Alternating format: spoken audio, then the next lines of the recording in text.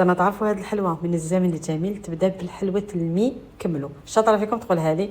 توالم النجاح تاع ولادنا ان شاء الله باك بي ميم 5 تربوها اقتصاديه بزاف وتحمر الوجه وسورتو بنينه. ما تنساش بارطاجوها وديروا حفظ تدخلوا لي جيم وكومونتير والوصفه راهي مكتوبه تحت لا فيديو. في ريسيبيون نديروا مارغرين سكر بيض عسيله ولا فاني ونضربوهم فوق بان ماغي حتى يتجانس الخليط نخلوه يبرد. نروحو نجدو لا كريم باتيسيير في كسرونه نديرو لتر حليب مع 7 مغارف كبار سكر 7 مغارف مايزينا مغرفه كبيره لا فاني نخلطو على النار هاديه حتى يتقن لنا الميلونج. نفرغوه في بول نغطوه كونتاكت ونخلوه يبرد تماما. نوليو لجينا بعد ما برد لنا هذاك الميلونج نبداو نزيدو لا فارين 3 كيسان وشويه هكا تلصق كيما الكروكي مع مغرفه صغيره تاع بيكربونات.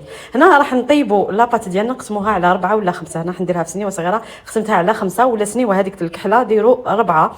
هنا تدهنوا السنيوه ديالكم راح نطيبوها على الوجه تحلوها رقيقه وطيبوها 10 دقائق طيب من تحت ومن الفوق وتكملوا كامل العجينه تاعكم يعني كل عجينه طيبوها وحدها. بعد ما بردت لاكريم راح نزيدوا بواطه تاع 250 مارغرين تكون بحراره الغرفه نزيدوا غير بالمغرفه حتى نتحصلوا على قوام يكون كريمي. ما تخافوش راح تعاود تشد روحها. نعاودوا نجيبوا هذيك السنيوه اللي طيبنا فيها ونبداو نديروا في المونتاج. نديروا لاكوش الاولى ونزيدوها لاكريم حتى نكملوا ولازم تبات ليله كامله باش تشد روحها.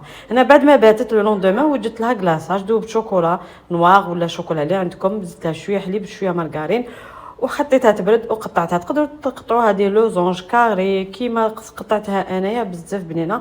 وطلعت رحت طلعت قهوه كحله من عند اروما هذه فاميليال تجي بزاف بنينه. هنا سربيت لكم وريت لكم الحلوه تاعنا كيفاش خرجت وعطيت لكم افكار تاع حفلات تاع الباك والبيام.